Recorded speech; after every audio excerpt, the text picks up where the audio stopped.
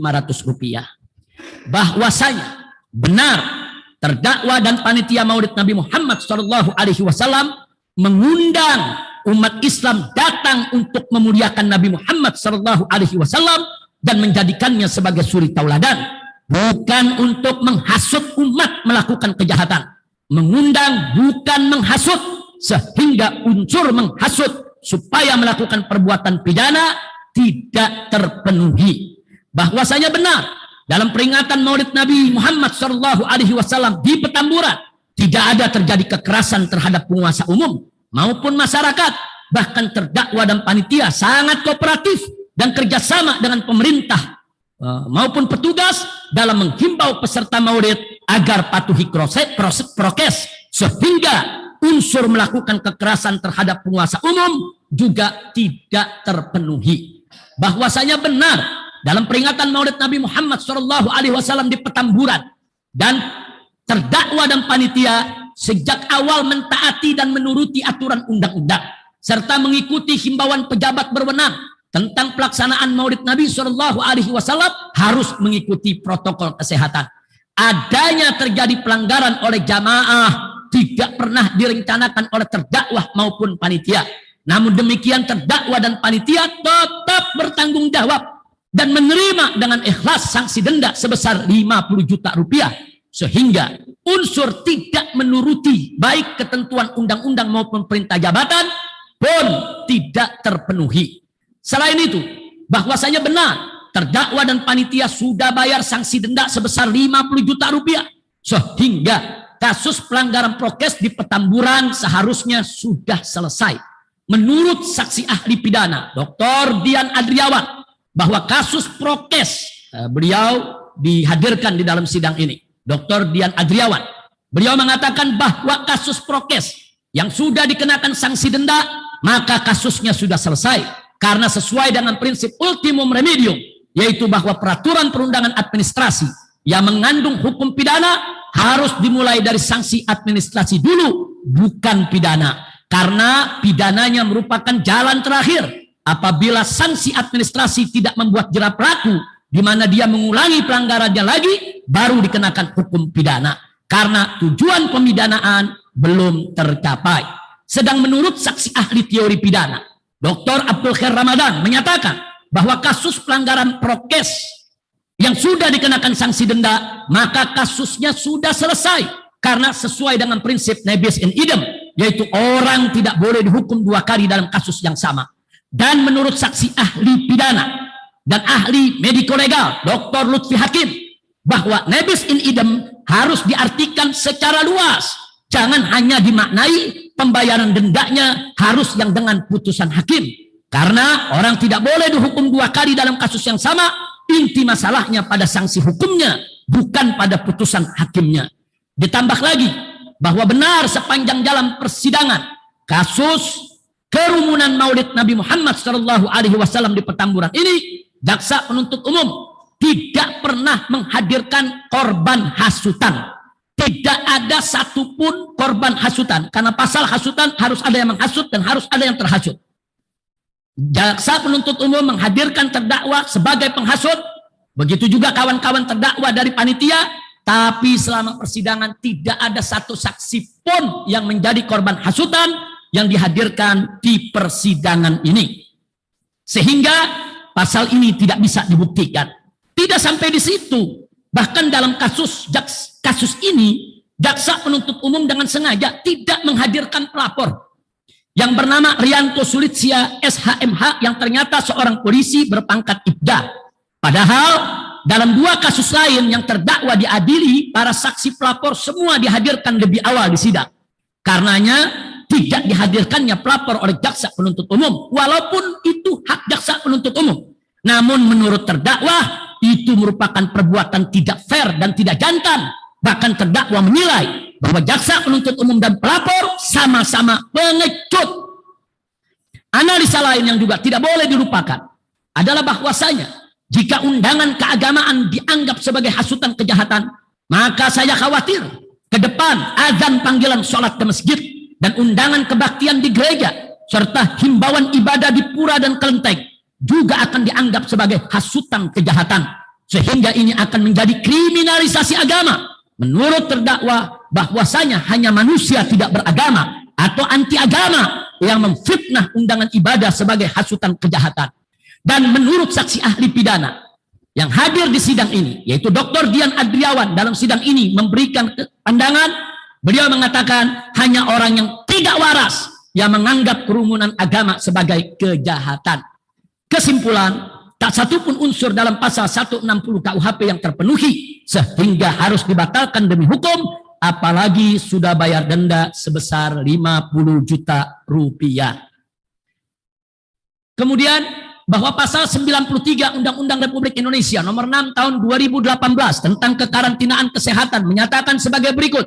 Setiap orang yang tidak mematuhi penyelenggaraan kekarantinaan kesehatan sebagaimana dimaksud dalam pasal 9 ayat 1 dan atau menghalang-halangi penyelenggaraan kekarantinaan kesehatan sehingga menyebabkan kedaruratan kesehatan masyarakat dipidana dengan pidana penjara paling lama 1 tahun dan atau pidana denda paling banyak 100 juta. Pasal ini tidak bisa dan tidak boleh diterapkan untuk kasus kerumunan Maulid Nabi Muhammad SAW di Petamburan. Karena terdakwa dan panitia tidak pernah menghalangi penyelenggaraan kekarantinaan kesehatan. Dan tidak pernah terbukti dalam sidang ini. Bahkan terdakwa dan panitia sudah berusaha keras berdasarkan saksi-saksi fakta yang dihadirkan. Khususnya saksi Adekas. Bahwa terdakwa dan panitia sudah berusaha keras mematuhi penyelenggaraan kekarantinaan kesehatan. Dengan berbagai macam cara, antara lain menghimbau peserta maulid untuk patuhi prokes sebelum maupun saat pelaksanaan maulid, dan sudah menyediakan masker, hand sanitizer, tempat cuci tangan, dan bilik disinfektan, serta juga menyiapkan petugas untuk mengatur dan menjaga jarak peserta maulid, sehingga unsur tidak mematuhi penyelenggaraan kekarantinaan kesehatan tidak terpenuhi. Kemudian terdakwa dan panitia sejak sebelum hingga usai acara maulid sangat kooperatif dengan pemerintah dan semua petugas COVID dalam menghimbau peserta maulid di Petamburan agar patuhi prokes demi menjaga dan mematuhi penyelenggaraan kekarantinaan kesehatan, sehingga unsur menghalang-halangi penyelenggaraan kekarantinaan kesehatan juga tidak terpenuhi. Selain itu, pasal ini mensyaratkan harus menyebabkan kedaruratan kesehatan masyarakat, yaitu KKM. Untuk menetapkan kedaruratan kesehatan masyarakat harus memenuhi 2 syarat, yaitu pertama, harus ada penyelidikan epidemiologi yang memastikan bahwa kerumunan maulid Petamburan telah menyebabkan KKM. Dan kedua, harus ada peraturan pemerintah yang menetapkan bahwa kerumunan maulid Petamburan adalah penyebab KKM di wilayah Petamburan dan sekitarnya. Kedua syarat ini belum terpenuhi karena memang sampai saat ini belum dilakukan penyelidikan epidemiologi terhadap kerumunan maulid Petamburan, dan belum juga ada peraturan pemerintah yang menetapkan bahwa KKM wilayah Petamburan dan sekitarnya akibat kerumunan maulid di Petamburan tersebut, sehingga unsur menyebabkan kedaruratan kesehatan masyarakat pun tidak terpenuhi. Kesimpulan, tak satupun unsur dalam pasal 93 Undang-Undang nomor 6 tahun 2018 tentang kekarantinaan kesehatan yang terpenuhi sehingga harus dibatalkan demi hukum, apalagi terdakwa dan panitia sudah bayar denda sebesar 50 juta. Adapun pasal 55 ayat 1 ke 1 KUHP yang menyatakan sebagai berikut: 1. Dipidana sebagai pelaku tindak pidana. 1. Mereka yang melakukan, yang menyuruh melakukan, dan yang turut serta melakukan perbuatan. Penerapan pasal ini menjadi batal dengan sendirinya manakala pasal yang dijuntukan kepadanya tidak terpenuhi unsur. Dakwahan kedua, majelis hakim yang mulia, yang terhormat, bahwa dakwahan kedua yaitu terkait pasal 216 ayat 1 KUHP yang bunyinya sebagai berikut: barang siapa dengan sengaja tidak menuruti perintah atau permintaan yang dilakukan menurut undang-undang oleh pejabat yang tugasnya mengawasi sesuatu atau yang tugasnya maupun diberi kekuasaan untuk mengusut atau memeriksa perbuatan pidana, demikian pula barang siapa dengan sengaja mencegah, menghalang-halangi atau menggagalkan tindakan guna menjalankan ketentuan undang-undang yang dilakukan oleh salah seorang pejabat tersebut, diancam dengan pidana penjara paling lama 4 bulan 2 minggu atau pidana denda paling banyak Rp9.000.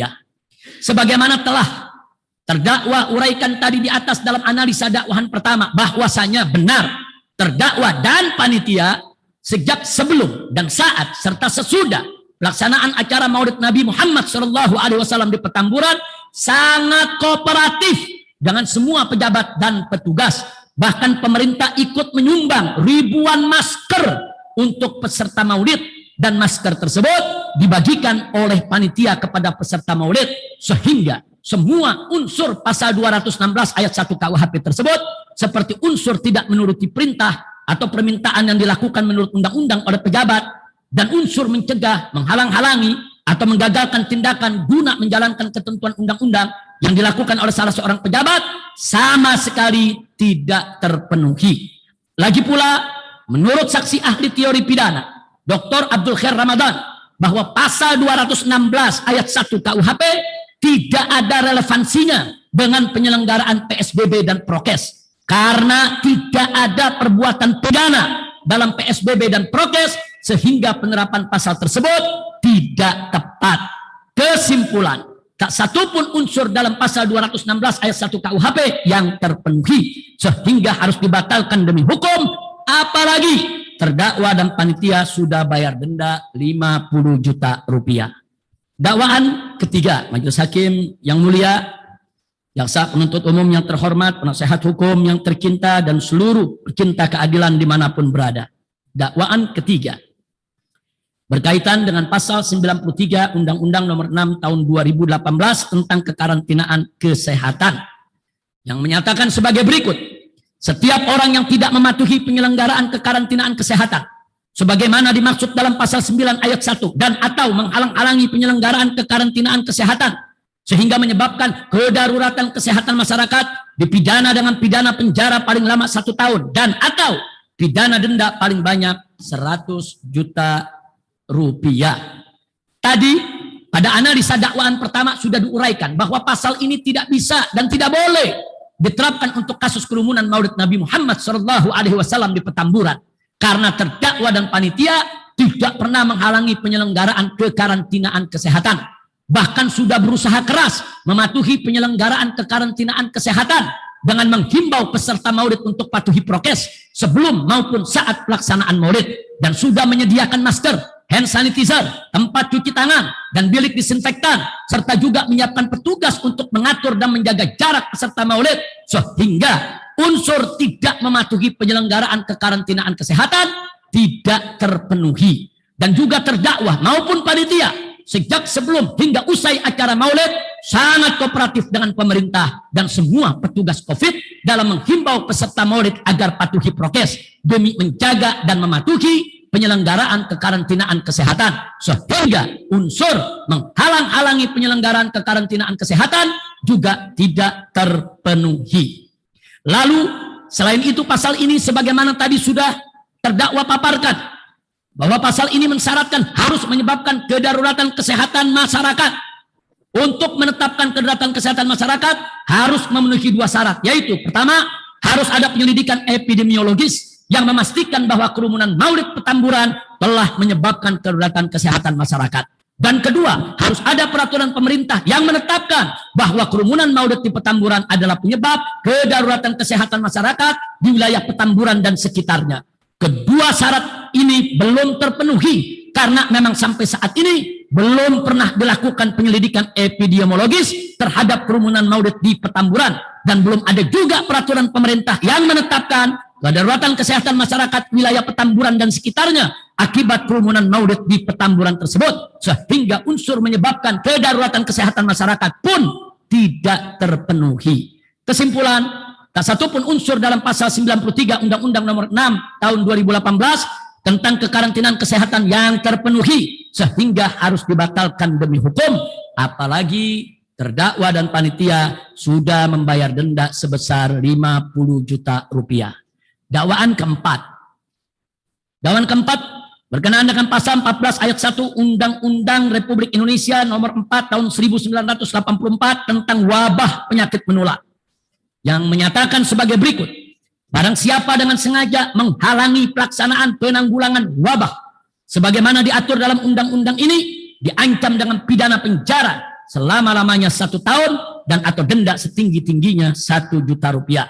Pasal ini juga tidak bisa dan tidak boleh diterapkan untuk kasus kerumunan Maulid Nabi Muhammad SAW di Petamburan, karena terdakwa dan panitia tidak pernah menghalangi pelaksanaan penanggulangan wabah. Terbukti bahwa terdakwa dan panitia sejak sebelum hingga usai acara Maulid sangat kooperatif dengan pemerintah dan semua petugas COVID dalam menghimbau peserta Maulid agar patuhi prokes demi menjaga dan mematuhi yaitu penyelenggaraan daripada penanggulangan wabah.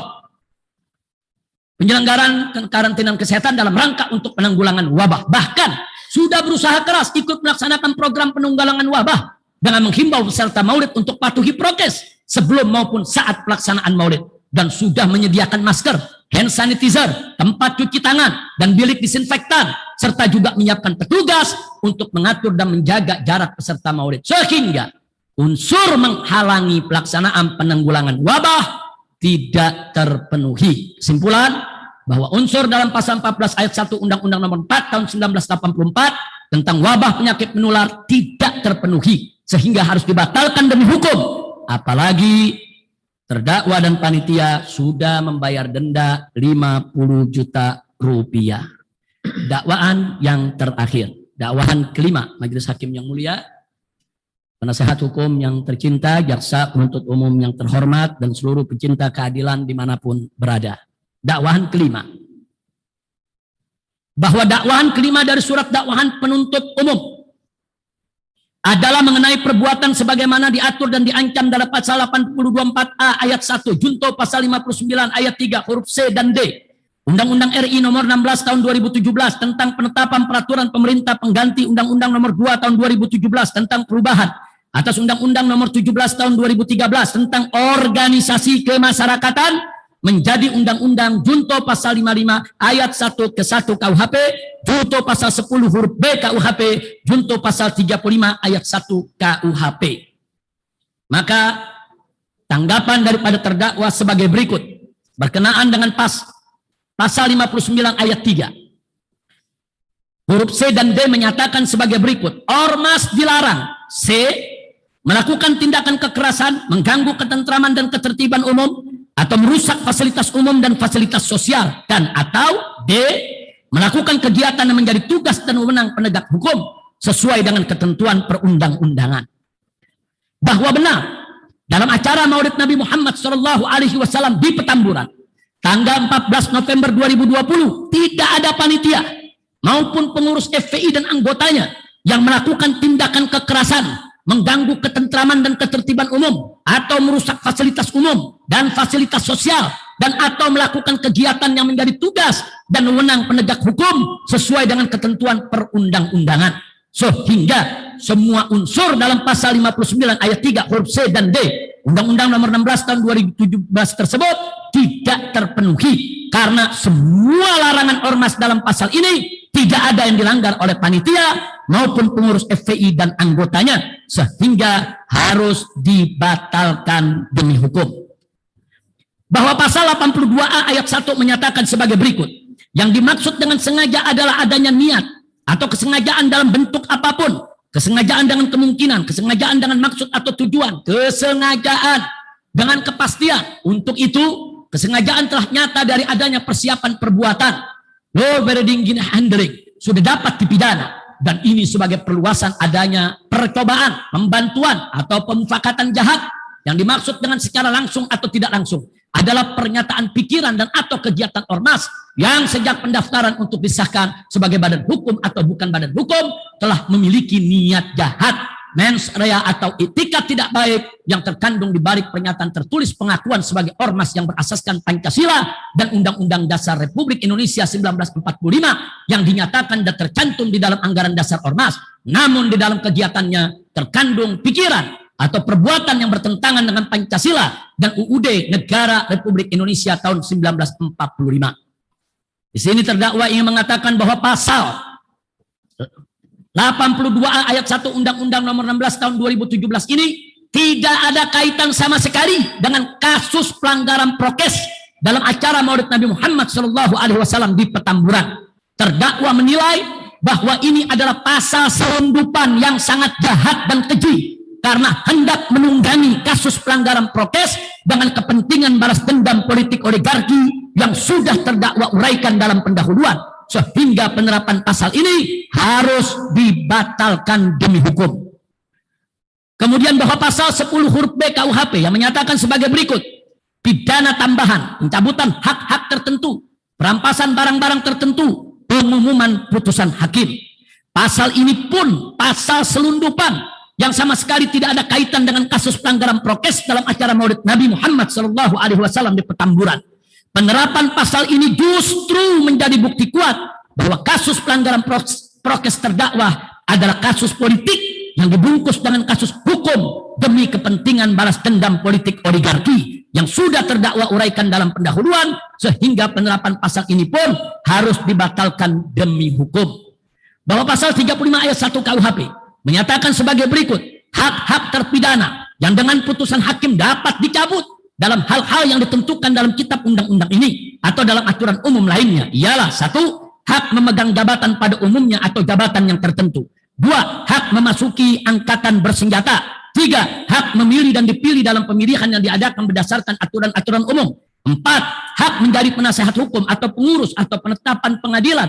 Hak menjadi wali pengawas, pengampu atau pengampu pengawas atas orang yang bukan anak sendiri. 5. Hak menjalankan kekuasaan bapa, menjalankan perwalian atau pengampunan atas anak sendiri. 6. Hak menjalankan mata pencarian tertentu. Inilah puncak pasal selundupan yang sama sekali tidak ada kaitan dengan kasus pelanggaran prokes dalam acara Maulid Nabi Muhammad SAW di Petamburan. Penerapan pasal ini justru semakin menjadikan terbuka dan telanjang cara-cara jahat dan sadis serta menjijikkan dari politik kriminalisasi yang dimainkan jaksa penuntut umum, baik atas kemauan jaksa penuntut umum sendiri atau by order dari pihak lain untuk kepentingan balas dendam politik oligarki dalam rangka melumpuhkan gerakan dakwah terdakwah di tengah umat. Karenanya semakin kuat dan semakin jelas bahwa kasus pelanggaran prokes terdakwa adalah kasus politik yang dibungkus dengan kasus hukum demi kepentingan balas dendam politik oligarki yang sudah terdakwa uraikan dalam pendahuluan, sehingga penerapan pasal ini pun harus dibatalkan demi hukum karena melanggar hak asasi manusia. Kesemua pasal di atas dimunculkan dengan dalih karena pengurus FPI berperan sebagai panitia Maulid Nabi di Petamburan yang menggunakan surat resmi FPI dengan berbagai atribut FPI, lalu dikaitkan bahwa saat menjadi panitia maulid tersebut FPI tidak memiliki SKT, sehingga jaksa penuntut umum mengambil kesimpulan ala buzzer rekehan bahwa FPI telah menyalahgunakan organisasi untuk melanggar aturan. Sebagaimana terdakwa sudah jelaskan sebelumnya pada bab 2 tentang politik kriminalisasi di bagian Romawi 3 tentang manipulasi fakta, bahwa benar saksi fakta Abda Ali, kasus pendaftaran Ormas Kemendagri yang dihadirkan oleh jaksa penuntut umum sudah menegaskan berulang kali dalam sidang bahwa ormas yang tidak punya SKT atau belum perpanjang SKT tetap boleh melakukan aktivitas keorganisasian dengan menggunakan segala atributnya. Keterangan saksi fakta ini sudah diperkuat oleh keterangan saksi ahli tata negara Dr. Refli Harun dalam sidang ini juga, dan tidak ada satupun saksi fakta maupun saksi ahli tata negara dalam sidang ini yang menyatakan bahwa ormas tanpa SKT tidak boleh beraktivitas dan tidak boleh menggunakan atributnya. Namun jaksa penuntut umum tetap keras kepala dan ngotot dalam tuntutannya di analisa fakta pada halaman 307 menyatakan ketika masa berlaku organisasi FPI tersebut berakhir, ternyata terdakwa bersama pengurus lainnya masih melakukan kegiatan keorganisasiannya, walaupun organisasi kemasyarakatan FPI tersebut tidak lagi berbadan hukum dan juga tidak terdaftar di Kementerian Dalam Negeri. Apakah jaksa penuntut umum lebih tahu dari kasus pendaftaran Ormas Kemendagri Abda Ali dan lebih pintar dari ahli tata negara Dr. Refli Harun dalam soal SKT? Ini bukti bahwa jaksa penuntut umum telah dengan sengaja menghilangkan fakta kebenaran dalam sidang, sehingga jaksa penuntut umum tidak lagi menghargai alat bukti yang sebenarnya telah memiliki kekuatan pembuktian yang sangat kuat ini. Soal asas organisasi. Sesuai Undang-Undang Nomor 17 Tahun 2013 tentang organisasi kemasyarakatan, pada bab 1 tentang ketentuan umum pasal 1 termaktub sebagai berikut. Dalam undang-undang ini yang dimaksud dengan 1. Organisasi kemasyarakatan yang selanjutnya disebut adalah organisasi yang didirikan dan dibentuk oleh masyarakat secara sukarela berdasarkan kesamaan aspirasi, kehendak, dan tujuan untuk berpartisipasi dalam pembangunan demi tercapainya tujuan Negara Kesatuan Republik Indonesia yang berdasarkan Pancasila. Isi pasal ini tidak menyebut ormas yang berdasarkan Pancasila, tapi isi pasal ini menegaskan bahwa Negara Kesatuan Republik Indonesia yang berdasarkan Pancasila. Jadi jangan dibalik, ini negaranya yang harus berdasarkan Pancasila, bukan ormasnya dalam pasal ini. Berikutnya pada bab 2. Di undang-undang yang sama. Tentang asas, ciri, dan sifat pasal 2 menyatakan. Asas ormas tidak bertentangan dengan Pancasila dan Undang-Undang Dasar Negara Republik Indonesia tahun 1945. Kembali terdakwa ingin mengulangi. Isi bab 2, pasal 2, asas ormas tidak bertentangan dengan Pancasila dan Undang-Undang Dasar Negara Republik Indonesia tahun 1945. Jadi pasal ini tidak mengatakan ormas harus berdasarkan Pancasila. Tapi pasal ini menegaskan asas ormas tidak bertentangan dengan Pancasila.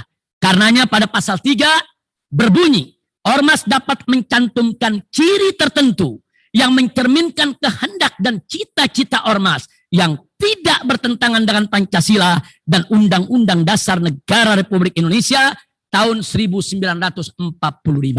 Maaf majelis hakim yang mulia, isi kedua pasal ini sangat jelas. Saking jelasnya hingga anak sekolah dasar pun bisa mengerti dan memahaminya. Sehingga tidak perlu sekolah tinggi-tinggi hingga dapat gelar sarjana hukum atau master hukum atau doktor hukum kalau hanya untuk memahami maksud pasal tersebut.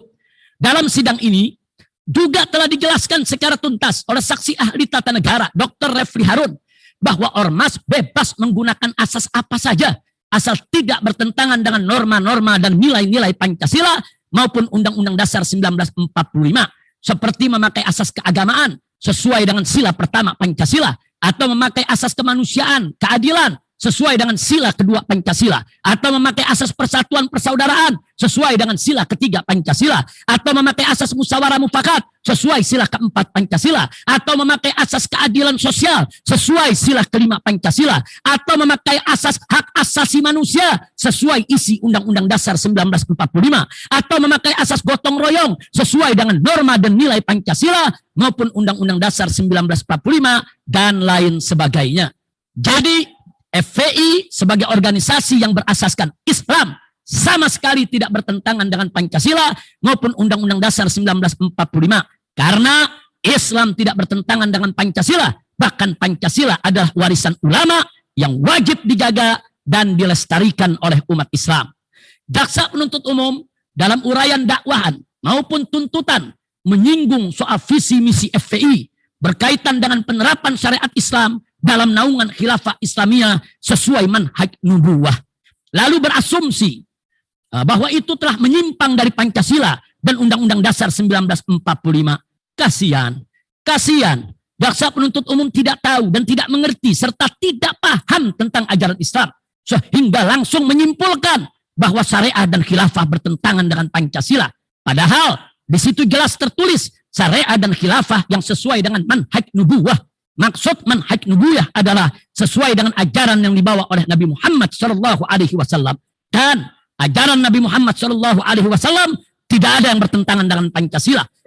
Karena Pancasila itu sendiri lahir dari rahim ajaran Islam. Sehingga sila-sila dalam Pancasila tidak ada yang bertentangan dengan ajaran yang dibawa oleh Nabi Muhammad SAW. Alhamdulillah. Terdakwa telah menjelaskan dalam persidangan ini tatkala ditanya oleh hakim ketua dari majelis hakim yang mulia dan terhormat, yaitu bahwa syariat Islam tidak bertentangan dengan Pancasila, bahwa syariat Islam telah diterima oleh Pancasila. Lalu terdakwa mengklasifikasikan syariat Islam menjadi 4, yaitu 1, hukum syariat perorangan seperti sholat, zakat, puasa, haji dan lainnya. Jenis hukum syariat ini tidak pernah dilarang di negara Pancasila, bahkan dilindungi dan diayomi oleh negara Pancasila, sehingga bagian hukum syariat perorangan ini telah diterima dan telah berjalan di negara Pancasila, Negara Kesatuan Republik Indonesia. 2, hukum syariah keluarga seperti perkawinan, perceraian, hak dan kewajiban suami istri, hak mengasuh anak, hingga soal wasiat dan warisan. Jenis hukum syariah ini juga tidak pernah dilarang di negara Pancasila. Bahkan sudah dilembagakan dan diformalisasikan sebagai hukum positif dalam bentuk adanya pengadilan agama beserta sarana dan prasarananya, sekaligus dengan pengadaan kompilasi hukum Islam, yaitu KHI, yang dijadikan pegangan dalam berperkara di pengadilan agama. 3. Hukum syariat kemasyarakatan, seperti pendidikan, ekonomi, perniagaan, dan perbankan, serta lainnya. Jenis hukum syariah Islam ini pun tidak pernah dilarang di negara Pancasila. Buktinya, sekolah-sekolah Islam, seperti Taman Pendidikan Al-Quran, pesantren, madrasah ibtidaiyah, madrasah tsanawiyah, madrasah aliyah, dan universitas Islam, semuanya subur, menjamur, dan diakui oleh negara Pancasila, Negara Kesatuan Republik Indonesia. 4. Hukum syariat pidana, seperti hukum pembunuhan, pencurian, perampokan, perzinahan, minuman keras, dan lainnya. Jenis hukum syariat Islam ini secara substansial keharamannya sudah terakomodir dalam hukum positif di negara Pancasila. Sehingga baik dalam hukum syariat Islam maupun hukum positif negara Pancasila, semua perbuatan pidana tersebut tadi sama-sama dilarang dan sama-sama diberi sanksi hukum. Hanya saja berbeda dalam jenis hukumnya. Namun demikian, negara Pancasila tidak pernah menutup diri atau menutup pintu dari pelembagaan dan formalisasi atau positivisasi hukum Islam selama diupayakan melalui jalur konstitusional. Oleh karena itu, Nanggro Aceh Darussalam di antara daerah khusus yang mendapatkan undang-undang boleh untuk melaksanakan syariat Islam di bidang pidana walaupun belum secara keseluruhan. Nah, upaya Front Pembela Islam untuk menerapkan syariat Islam secara konstitusional di Indonesia sama sekali tidak bertentangan dengan Pancasila maupun Undang-Undang Dasar 1945. Adapun soal khilafah Islamiyah, maka perlu dipahami bahwa itu termasuk dari ajaran Islam. Dan pandangan FPI tentang khilafah Islamiyah sesuai dengan ajaran Ahlus Sunnah wal Jamaah. Sehingga jauh berbeda dengan apa yang dipahami oleh ISIS dan kelompok ekstrim radikal takfiri yang suka mengkafir-kafirkan sesama Islam di luar Ahlus Sunnah wal Jamaah. Karenanya dalam konsep khilafah Islamiyah yang ditawarkan FPI di era kekinian, di zaman modern ini, bukan konsep khilafah yang menghapus negara-negara Islam. Bukan konsep khilafah yang menghapus NKRI. Tapi konsep khilafah yang membangun sinergi kerjasama yang harmonis antar negara-negara Islam. Sehingga sekat-sekat yang tidak perlu ke depan bisa dihilangkan melalui musyawarah sesama negara-negara Islam. Karenanya Majelis Hakim yang mulia, Front Pembela Islam menetapkan dalam anggaran dasar dan anggaran rumah tangganya bahwa FPI harus berperan aktif dalam upaya menyebarluaskan pemahaman Islamiyah sesuai syariat Islam melalui langkah-langkah logis realistis yang elegan dan bertanggung jawab serta dengan kondisi kekinian dunia Islam, antara lain: 1. Bagaimana konsep khilafah Islamiyah FPI? Konsepnya adalah 1. Mendorong peningkatan fungsi dan peran organisasi konferensi Islam. 2. Mendorong pembentukan parlemen bersama dunia Islam. Saat ini di Eropa ada parlemen bersama Eropa, bahkan di dunia sudah ada parlemen bersama, yaitu parlemen dunia. Salah satu pimpinannya adalah saudara Fadlizon. Beliau salah satu pimpinan parlemen bersama dunia. Nah, jadi kita ingin mendorong ada pembentukan parlemen bersama antar negara Islam. 3. Mendorong pembentukan pasar bersama dunia Islam. Ada pasar Eropa. Kenapa tidak perlu ada pasar bersama dunia Islam? Kemudian 4. Mendorong pembentukan fakta pertahanan bersama dunia Islam di Eropa. Itu ada fakta NATO. Kenapa dunia Islam tidak boleh membentuk fakta pertahanan?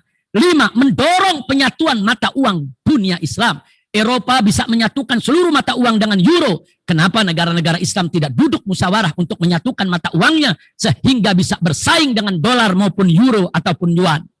Kemudian yang keenam, mendorong penghapusan paspor dan visa antar dunia Islam. Di antara negara-negara Eropa, warganya kalau ingin saling berkunjung, mereka tidak perlu paspor. Cukup dengan menunjukkan kartu identitas mereka bisa lintasi. Ini bisa diwujudkan antar dunia Islam.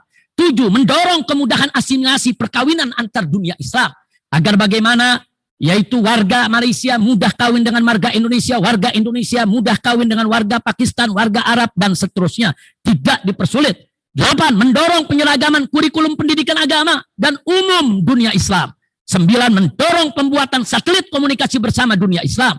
10. Dan ini tidak kalah pentingnya, mendorong pendirian Mahkamah Islam Internasional. Karena bagaimana kekejaman Israel misalnya di Palestina, begitu mau diangkat ke PBB selalu diveto. Karena itu kami mengusulkan negara-negara Islam perlu memiliki Mahkamah Islam Internasional untuk mengadili penjahat-penjahat perang dari manapun yang merugikan kemanusiaan. Inilah konsep khilafah Islamiyah menurut FPI, bukan konsep menghapus NKRI. Kami cinta NKRI, kami cinta Pancasila, kami mendukung Undang-Undang Dasar 1945. Demikian yang kami ingin jawab dari semua dakwahan yang ada Majelis Hakim. Akhirnya dalam jawaban ini tambahan yang kami berikan adalah bahwa jaksa penuntut umum terlalu berlebihan yaitu dalam kasus pelanggaran prokes ini sampai meminta Majelis Hakim untuk memutuskan yaitu mencabut hak-hak daripada terdakwa. Ini bagi kami ini merupakan satu tuntutan yang kelewatan, keluar batas, dan maaf, kami jadi makin yakin dengan adanya tuntutan semacam itu. Salah satu tuntutan yang dibacakan oleh jaksa penuntut umum kemarin ini, minta supaya para terdakwa ini, yaitu dicabut hak berorganisasinya selama 3 tahun. Nah di sini saya ingin sampaikan Majelis Hakim, pelarangan atribut. Juga ada tuntutan kemarin pelarangan atribut FPI. Saya heran. SKB 6 menteri atau 6 pejabat tinggi setingkat menteri itu sudah membubarkan FPI, sudah melarang FPI, termasuk melarang penggunaan atribut FPI. Sudah ada dalam SKB. Tapi kenapa tiba-tiba pelarangan atribut FPI kok dimunculkan dalam pasal selundupan dalam kasus sidang daripada urusan prokes? Sehingga kami menduga, maaf, kami bukan suudzon. Apakah SKB itu tidak cukup kuat untuk melarang daripada atribut? Atau memang SKB itu inkonstitusional, ilegal. Sehingga pemerintah tidak percaya diri dengan putusan ilegalnya. Sehingga mereka menyelundupkan tuntutan pelarangan atribut FPI supaya menjadi justifikasi legalisasi terhadap SKB yang bernuansakan politik tersebut. Itulah makanya kami mohon maaf kalau sejak awal kami mengatakan bahwa sidang ini kasus politik, bukan kasus hukum. Kasus politik yaitu yang dibungkus dengan hukum. Maka itu maaf Majelis Hakim, kami mohon bantuan. Harapan kami besar kepada Majelis Hakim yang mulia, supaya majelis yang terhormat yang dipimpin oleh hakim-hakim yang berdedikasi, hakim-hakim yang baik dan bijak, hakim-hakim yang telah menuntun kami dari awal sidang sampai saat ini dengan tekun, dengan serius, agar menyelamatkan sidang peradilan kita ini, jangan sampai kemasukan pasal-pasal selundupan untuk memenuhi syahwat politik daripada pihak-pihak oligarki yang ingin melakukan balas dendam politik. Terima kasih Majelis Hakim. Itu yang ingin saya sampaikan sebagai penutup. Nah, ini penutupnya Majelis Hakim. Halaman terakhir sekali. Akhirnya kepada Majelis Hakim yang mulia, kami meminta dari sanubari yang paling dalam agar mengambil keputusan dengan keyakinan untuk menghentikan proses hukum yang zalim terhadap saya dan kawan-kawan demi terpenuhi rasa keadilan, sekaligus menyelamatkan tatanan hukum dan sendi keadilan di tanah air yang sedang dirongrong oleh kekuatan jahat yang anti agama dan anti Pancasila serta membahayakan keutuhan persatuan dan kesatuan NKRI. Karenanya kami memohon karena Allah Subhanahu wa taala demi tegaknya keadilan agar Majelis Hakim yang mulia memutuskan untuk terdakwa dan untuk kawan-kawan terdakwa Rizik bin Hussein Syihab dan segenap kawan-kawan panitia Maulid Petamburan. Terima kasih. Wassalamualaikum warahmatullahi wabarakatuh. Waalaikumsalam. Sudah cukup ya dari pembelaan terdakwa. Jadi dilakukan secara jamak ya semuanya. Apa ada renvoy? Tidak ada. Seperti tadi. Enggak ada ya. Yang khusus pembelaan dari terdakwa. Tidak ada. Dari para terdakwa cukup. Hakim. Cukup. Kemudian dari penasihat hukum, nah ini perlu lagi juga diatur. Iya. Majelis Hakim yang mulia, bahwa untuk pledoi dari penasihat hukum yang terkait dengan terdakwa Habib Muhammad Rizik Syihab dan 5 terdakwa secara garis besar hampir sama. Tapi nanti yang untuk akan dibacakan bab 5 mengenai masalah analisa yuridis, sementara bab 1 mengenai masalah pendahuluan, bab 2 mengenai masalah tentang dakwaan, bab 3 mengenai masalah tuntutan, dan yang bab 4 analisa tentang fakta persidangan kami mohon untuk dianggap dibacakan. Ya, baik ya. Jadi tetap tidak mengurangi nilainya itu, tetap ada di dalam situ ya, tetap tercantum dalam itu. Jadi nanti untuk bab 5 analisa yuridis yang dibacakan itu pun juga sudah mencakup terdakwa Habib Rizik Muhammad Syihab dan 5 terdakwa lainnya. Ya. Sedangkan yang untuk 5 terdakwa akan dibacakan di bab terakhir mengenai masalah kesimpulan. Baik. Mohon izin untuk dibacakan analisa yuridis pembuktian unsur-unsur tindak pidana. Terima kasih yang mulia. Baik, silakan. Ya.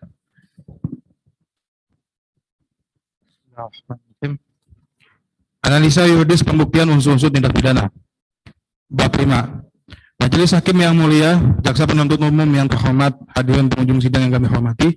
Pada bab 5 ini kami penasihat hukum terdakwa akan menyampaikan bagian yang menentukan dalam proses pembuktian, yaitu analisa yuridis terhadap unsur pasal yang didakwakan dikaitkan dengan fakta-fakta yang terungkap di persidangan, sehingga didapatkan bukti-bukti material yang sesuai dengan hukum pembuktian sebagaimana yang diatur dalam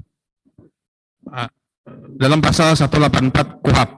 Sebelum menguraikan unsur-unsur tindak pidana yang didakwakan, maka penasihat hukum terdakwa perlu menyampaikan penegasan bahwa fakta-fakta dan hal-hal yang telah dikemukakan dan diuraikan pada bab 1 pendahuluan, bab 2 tentang dakwaan, bab 3 tentang tuntutan, dan bab 4 tentang fakta persidangan adalah satu kesatuan yang tidak terpisahkan dengan uraian penasihat hukum terdakwa di dalam bagian ini, serta selanjutnya diambil alih secara mutatis mutandis untuk membuktikan unsur-unsur tindak pidana pada bagian ini. Namun demikian, sebelum menguraikan unsur-unsur tindak pidana yang didakwakan, maka perkenankan penasihat hukum terdakwa untuk memberikan uraian terkait ketidakcermatan, ketidakjelasan, dan ketidaklengkapan surat dakwaan jaksa penuntut umum in litis yang berakibatkan pada batalnya surat dakwaan, yaitu sebagai berikut. A. Dakwaan ke-1 nebis in idem. Majelis Hakim yang mulia, penuntut umum yang terhormat, hadirin pengunjung sidang yang kami hormati, asas nebis in idem menurut Wiryono Projodikoro dalam bukunya yang berjudul Asas-asas Hukum Pidana di Indonesia mungkin diulangi, orang tidak boleh dituntut 2 kali karena perbuatan yang oleh hakim Indonesia terhadap dirinya telah diadili dengan putusan yang menjadi tetap. Dalam artian hakim Indonesia termasuk juga hakim pengadilan suap raja dan adat di tempat-tempat yang mempunyai pengadilan-pengadilan tersebut. Mengutip keterangan ahli Dr. Abdul Khair Ramadan, arti sebenarnya dari nebis in idem atau adalah nemo debet bis vexari. Tidak seorang pun atas perbuatannya dapat diganggu atau dibahayakan untuk kedua kalinya. Dasar pikiran atau rasio dari asas ini yakni untuk menjaga martabat dan untuk menjamin kepastian bagi yang telah mendapatkan keputusan. Penerapan asas nebis in idem menurut ahli Dr. Lutfi Hakim telah mengalami peluasan makna, di mana asas nebis in idem juga berlaku terhadap suatu peristiwa hukum di mana seseorang tidak dapat diberikan untuk 2 kali sanksi pidana. Bahwa ternyata berdasarkan fakta yang terungkap di persidangan terhadap perkara akuo terdakwa Habib Rizik Syihab telah dikenakan sanksi denda administratif dan telah membayar sanksi tersebut sebesar 50 juta rupiah di kantor sekretariat LPI Petamburan Jakarta Pusat pada hari Minggu 15 November 2020 sebagaimana surat satuan polisi Pamung Praja dan seterusnya. Dalam surat yang dikeluarkan oleh pemerintah Provinsi DKI Jakarta tersebut disebutkan bahwa yang menjadi landasan yuridis atau instrumen hukum atas sanksi denda administratif terhadap Habib Rizik Syihab dan FPI yaitu 1. Peraturan Gubernur Provinsi DKI Jakarta nomor 79 tahun 2020 tentang penerapan disiplin dan penegakan hukum protokol kesehatan sebagai upaya pencegahan dan pengendalian coronavirus disease 2019 COVID-19. 2. Peraturan Gubernur Provinsi DKI Jakarta nomor 80 2020 tentang pelaksanaan pembatasan sosial berskala besar pada masa transisi menuju masyarakat sehat, aman, dan produktif. Kedua, Peraturan Gubernur Provinsi DKI Jakarta yang menjadi landasan yuridis atau instrumen hukum atas penjatuhan sanksi denda administratif terhadap Habib Rizik Syihab merupakan peraturan teknis pelaksana dari Peraturan Menteri Kesehatan nomor 9 tahun 2020 dengan telah dibayarkannya denda administratif sesuai dengan regulasi Pemprov DKI Jakarta tersebut, maka menurut ahli Dr. Abdul Khair Ramadan, seharusnya tidak dapat dilakukan proses hukum berdasarkan postulat nemo debet bis vexari, yang menjadi dasar tidak dapatnya dilakukan proses hukum ketika seseorang telah membayar denda administratif sebagaimana ditentukan oleh Pemprov DKI Jakarta. Pengenaan denda oleh Pemprov bermakna adanya pelanggaran sebagai mala prohibita atau malum prohibitum yang mengacu kepada perbuatan yang tergolong pelanggaran sebagaimana diatur dalam peraturan gubernur. Pengenaan denda dimaksud tentu bukan dimaksudkan sebagai mala inse atau mala pise, yaitu suatu perbuatan yang dianggap sebagai suatu kejahatan bukan karena diatur atau dilarang hukum positif atau undang-undang, melainkan pada dasarnya perbuatan tersebut bertentangan dengan kewajaran, moral, dan prinsip umum masyarakat yang beradab. Bahwa dengan demikian, maka sudah sepatutnya dan selayaknya terdakwa dinyatakan bebas atau vesprah, atau setidaknya dilepaskan dengan segala tuntutan penuntut umum ontslag van rechtvervolging. B. Penerapan pasal 160 KUHP junto pasal 93 Undang-Undang Nomor 6 Tahun 2018 tentang karantina kesehatan dalam dakwaan ke-1 batal demi hukum. Majelis Hakim yang mulia, penuntut hukum yang terhormat, hadirin pengunjung sidang yang kami hormati, bahwa dakwaan pasal 160 KUHP tidak dapat didakwakan bersamaan dengan pasal 93 Undang-Undang Nomor 6 Tahun 2018 tentang kekarantinaan kesehatan, atau dengan kata lain dakwaan pasal 160 KUHP tidak bisa dijuntokan atau dijadikan satu dakwaan dengan dakwaan ke-1 karena unsur-unsur pasal 160 KUHP sangat berbeda dengan unsur-unsur pasal 93 Undang-Undang Nomor 6 Tahun 2018 tentang kekarantinaan kesehatan. Dan juga ancaman hukuman dalam pasal 160 KUHP berbeda dengan ancaman hukuman pasal 93 Undang-Undang Nomor 6 Tahun 2018 tentang kekarantinaan kesehatan. Kedua pasal tersebut mempunyai unsur masing-masing dan juga mempunyai ancaman hukuman masing-masing yang tidak dimungkinkan untuk dijadikan satu dakwaan. Bahwa hal ini jelas diatur dalam jurisprudensi tetap Mahkamah Agung RI nomor 71K/1968 dengan Majelis Hakim Agung 1. Profesor Subukti, 2. Askin Kusuma Atmaja SH, 3. DH Lumban Raja SH. Bahwa untuk lebih jelas kami kutip jurisprudensi tetap Mahkamah Agung RI nomor 71K/KL/1968 dari buku rangkuman jurisprudensi Mahkamah Agung RI cetakan kedua 1993 berbunyi dengan kaidah-kaidah hukum sebagai berikut. Suatu surat tuduhan tindak pidana yang dirumuskan pasal 368 KUHP bersama-sama unsur pasal penipuan 378 KUHP merupakan kesalahan yang sangat esensial yang menyebabkan tuduhan tersebut batal. Bahwa adapun pertimbangan hukum dari jurisprudensi tetap Mahkamah Agung RI nomor 71K/KL/1968 tersebut kami kutip sebagai berikut. Bahwa dalam tuduhan penel tidak jelas apakah yang dimaksud itu merupakan tindak pidana pemerasan dalam kurung pasal 368 KUHP atau merupakan tindak pidana penipuan dalam kurung pasal 378 KUHP. Karena dalam bagian pertama dari tuduhan primer dipergunakan perumusan undang-undang mengenai tindak pidana pemerasan, kemudian dipakai unsur-unsur dari penipuan sebagai material handling. Hal ini merupakan suatu kesalahan yang esensial yang menyebabkan tuduhan primer batal. Berdasarkan jurisprudensi tetap Mahkamah Agung RI nomor 71/KL/1968 tersebut di atas, maka kami simpulkan bahwa yang membuat surat dakwaan JPU tidak dibenarkan menggabungkan unsur-unsur delik pasal 160 KUHP dijuntokan dengan unsur-unsur delik pasal 93 Undang-Undang 16 tentang kekarantinaan kesehatan karena mengandung kesalahan yang sangat esensial dan karenanya menyebabkan dakwaan ke-1 JPU kabur atau tidak jelas obscur libel, sehingga surat dakwaan ke-1 JPU haruslah dibatalkan dan batal demi hukum karena tidak memenuhi syarat-syarat sebagaimana ditentukan pasal 143 ayat 2 KUHP. Selain terdapat pula pelarangan penggabungan dakwaan tindak pidana khusus digabungkan dengan tindak pidana umum. Hal ini telah diatur dalam jurisprudensi tetap Mahkamah Agung RI nomor 66K/PIT/1982 tanggal 10 Agustus 1983 berbunyi sebagai berikut. Menyatakan dakwaan yang didakwakan terhadap terdakwa Sudarmaji tersebut batal demi hukum. Sebagai pertimbangan dalam jurisprudensi tersebut, Mahkamah Agung RI dalam pertimbangannya yaitu dalam putusan Mahkamah RI menyatakan bahwa dakwaan didasarkan pada pasal 360 ayat A KUHP dihubungkan dengan pasal 50 A Undang-Undang Lalu Lintas dan Angkutan Jalan Raya. Perbuatan terdakwa mengenai hal tersebut seharusnya didakwakan sendiri-sendiri Dengan demikian dakwaan tidak jelas dan oleh karenanya itu dakwaan tersebut harus dinyatakan batal demi hukum. Bahwa berdasarkan Surat Tetap Mahkamah Agung RI nomor 66K/PIT/1982 tentang 10 Agustus 1983 tersebut di atas, maka semestinya dakwaan pasal 160 KUHP tidak dapat digabungkan dengan pasal 93 Undang-Undang nomor 6 tahun 2018 tentang kekarantinaan kesehatan, yang semestinya dakwaan pasal 160 KUHP dan dakwaan pasal 93 Undang-Undang nomor 6 tahun 2018 tentang kekarantinaan kesehatan seharusnya didakwa sendiri-sendiri.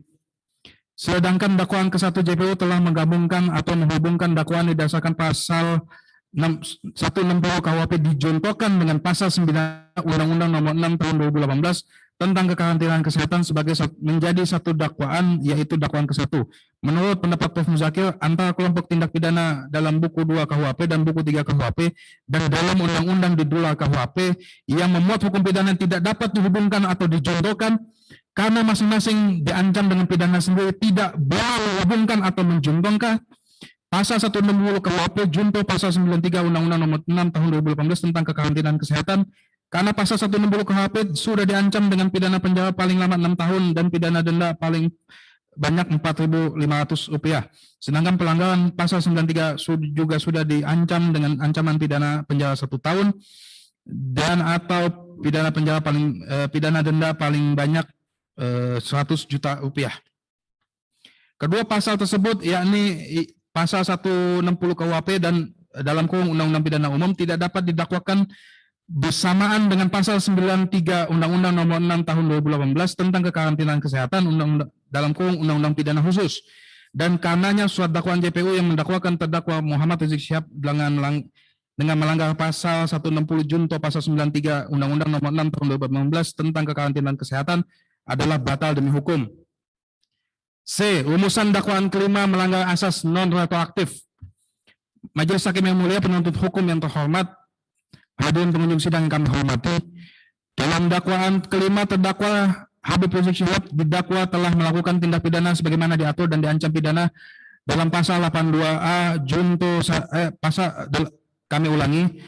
dan diancam pidana dalam pasal 82A ayat 1 junto 59 ayat 3 huruf C dan D Undang-Undang RI nomor 16 tahun 2017 tentang penetapan Perpu nomor 2 tahun 2017 tentang perubahan atas Undang-Undang nomor 17 tahun 2013 tentang organisasi masyarakat menjadi Undang-Undang junto pasal 55 ayat 1 ke 1 KUHP junto pasal 10 huruf B KUHP junto pasal 35 ayat 1 KUHP. Pasal 59 ayat 3 Undang-Undang Ormas menyebut larangan terhadap ormas dalam hal sebagai berikut. A. Melakukan tindakan pemusuhan terhadap suku, agama, ras, atau golongan. B. Melakukan penyalahgunaan, penistaan, atau penoleran terhadap agama yang dianut di Indonesia. C. Melakukan tindak kekerasan, mengganggu ketertiban dan ketertiban umum atau merusak fasilitas umum dan fasilitas sosial, dan atau D. Melakukan kegiatan yang menjadi tugas dan wewenang penegak hukum sesuai dengan ketentuan peraturan perundang-undangan. Tim penasihat hukum terdakwa sependapat dengan keterangan tertulis ahli Dr. Abdul Khair Ramadan yang menyatakan rumusan pasal 59 huruf C dan D sebagaimana didakwakan oleh penuntut umum tidak dapat dihubungkan dengan perkara pertambuhan. Surat keputusan bersama atau SKB nomor 220/4780 tahun 2020 nomor MHH strip 14.H.05.05 tahun 2020, nomor 690 tahun 2020, nomor 264 tahun 2020, nomor KB _3 _7 kami ulangi, nomor KB _3 _12 _2020, nomor 320 tahun 2020 tentang larangan kegiatan, penggunaan simbol dan atribut serta penghentian kegiatan Front Pembela Islam tidak dapat dijadikan dalil penerapan pasal 82A ayat 1 junto pasal 59 ayat 3 huruf C dan D Undang-Undang Ormas. Hal ini karena SKB tersebut diterbitkan pada tanggal 30 Desember 2020. Sedangkan peristiwa hukum yang didakwakan terhadap terdakwa Habib Rizik Syihab terjadi pada tanggal 14 November 2020. Dengan demikian alas hukum SKB yang menjadi dasar dakwaan kelima JPU tidak sah dan tidak dapat diberlakukan surut terhadap dugaan tindak pidana dakwaan kelima in litis.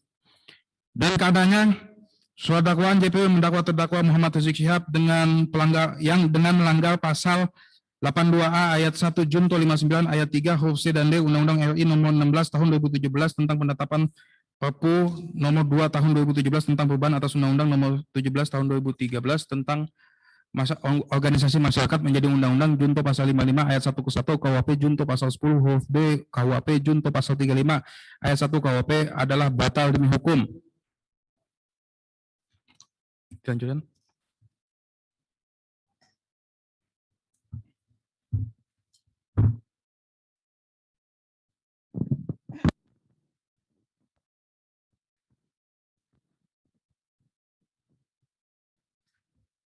Saya lanjutkan Majelis Hakim. B. Dengan pasal yang didakwakan jaksa penuntut umum, Majelis Hakim yang mulia, penuntut umum yang terhormat, hadirin pengunjung sidang yang kami hormati, bahwa di dalam surat dakwaan yang diajukan oleh penuntut umum,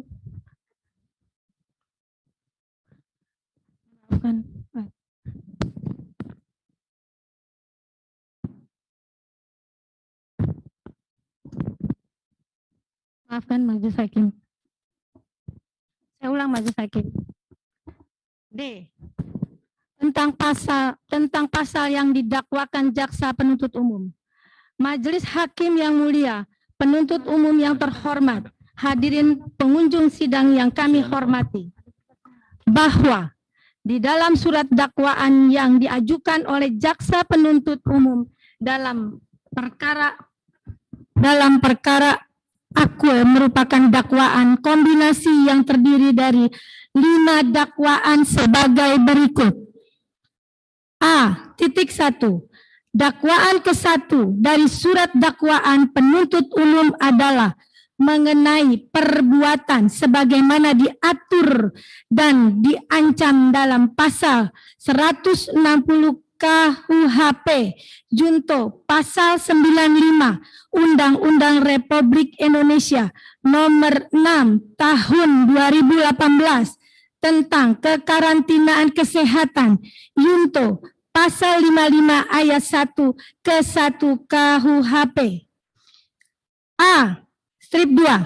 Dakwaan kedua dari surat dakwaan penuntut umum adalah mengenai perbuatan sebagaimana diatur dan diancam dalam pasal 216 ayat 1 KUHP junto pasal 55 ayat 1 ke 1 KUHP. A.3. Dakwaan ketiga dari surat dakwaan penuntut umum adalah mengenai perbuatan sebagaimana diatur dan diancam dalam pasal 93 Undang-Undang nomor 6 tahun 2018 tentang kekarantinaan kesehatan junto pasal 55 ayat 1 ke 1 KUHP. A.4. Dakwaan keempat dan surat dakwaan penuntut umum adalah mengenai perbuatan sebagaimana diatur dan diancam dalam pasal 14 ayat 1 Undang-Undang Republik Indonesia nomor 4 tahun 1984 tentang wabah penyakit menular junto pasal 55 ayat 1 ke 1 KUHP. A.5. Dakwaan kelima dari surat dakwaan penuntut umum adalah mengenai perbuatan sebagaimana diatur dan diancam dalam pasal 82 ayat 1 junto pasal 59 ayat 3 huruf C dan D Undang-Undang Republik Indonesia nomor 16 tahun 2017 tentang penetapan peraturan pemerintah pengganti Undang-Undang nomor 2 tahun 2017 tentang perubahan atas Undang-Undang nomor 17 2013 tentang organisasi kemasyarakatan menjadi Undang-Undang junto pasal 55 ayat 1 ke 1 KUHP junto pasal 10 huruf B KUHP junto pasal 35 ayat 1 KUHP.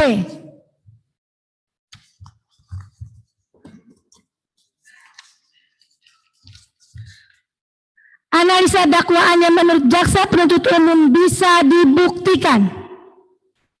Majelis Hakim yang mulia, penuntut umum yang terhormat, hadirin pengunjung sidang yang kami hormati, berdasarkan pendapat dari jaksa penuntut umum sebagaimana diatur surat tuntutan requisitor yang disajikan dalam register perkara akut pada halaman 318, ternyata hanya 2 dakwaan yang menurut pendapat jaksa penuntut umum dapat dibuktikan, yaitu dakwaan pertama dan dakwaan kelima. Dakwaan pertama dari surat dakwaan penuntut umum adalah mengenai perbuatan sebagaimana diatur dan diancam dalam pasal 160 KUHP Junto pasal 93 Undang-Undang Republik Indonesia nomor 6 tahun 2018 tentang kekarantinaan kesehatan Junto pasal 55 ayat 1 ke 1 KUHP. Dakwaan pertama tidak terbukti secara sah dan meyakinkan bahwa dakwaan pertama dari surat dakwaan jaksa penuntut umum adalah mengenai perbuatan sebagaimana diatur dan diancam pidana ketentuan pasal 160 KUHP Junto pasal 98 Undang-Undang Republik Indonesia nomor 6 tahun 2018 tentang kekarantinaan kesehatan Junto pasal 55 ayat 1 ke 1 KUHP. Pasal 160 KUHP. Barang siapa di muka umum dengan lisan atau tulisan menghasut supaya melakukan perbuatan pidana, melakukan kekerasan terhadap penguasa umum atau tidak menuruti baik ketentuan undang-undang maupun perintah jabatan yang diberikan berdasarkan ketentuan undang-undang, diancam dengan pidana penjara paling lama 6 tahun atau pidana denda paling banyak 4.500 rupiah. Dianggap sudah dibacakan. Saya lanjutkan yang mulia.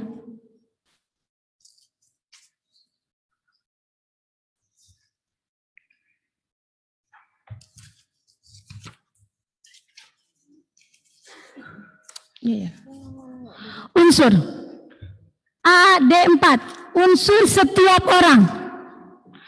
Unsur setiap orang adalah siapa saja sebagaimana subjek hukum dari suatu tindak pidana di mana setiap orang baik laki-laki atau perempuan tanpa membedakan jenis kelamin dapat merupakan subjek hukum atau pelaku tindak pidana yang sehat, akal pikirannya tidak cacat mental, serta mampu mempertanggungjawabkan atas perbuatan yang didakwakan kepadanya. AD5, unsur tidak mematuhi penyelenggaraan kekarantinaan kesehatan sebagaimana dimaksud dalam pasal 9 ayat 1 dan atau menghalang-halangi penyelenggara kekarantinaan kesehatan menyebabkan kedaruratan kesehatan masyarakat.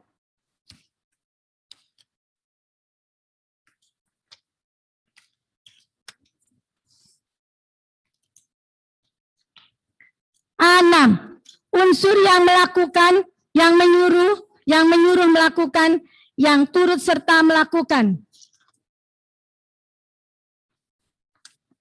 Saya lanjutin ya. Dakwaan kelima tidak terbukti secara sah dan meyakinkan. Majelis Hakim yang mulia, penuntut umum yang terhormat, hadirin pengunjung sidang yang kami hormati, bahwa dakwaan kelima dari surat dakwaan penuntut umum adalah mengenai perbuatan sebagaimana diatur dan diancam dalam pasal 82A ayat 1 junto, pasal 59 ayat 3 huruf C dan D Undang-Undang Republik Indonesia Nomor 16 Tahun 2017 tentang penetapan peraturan pemerintah pengganti Undang-Undang Nomor 2 Tahun 2017 tentang perubahan atas Undang-Undang Nomor 17 Tahun 2013 tentang organisasi kemasyarakatan menjadi undang-undang. Yunto pasal 55 ayat 1 ke 1 KUHP Yunto pasal 10 huruf B KUHP Yunto pasal 35 ayat 1 KUHP. Dilanjutkan oleh rekan saya.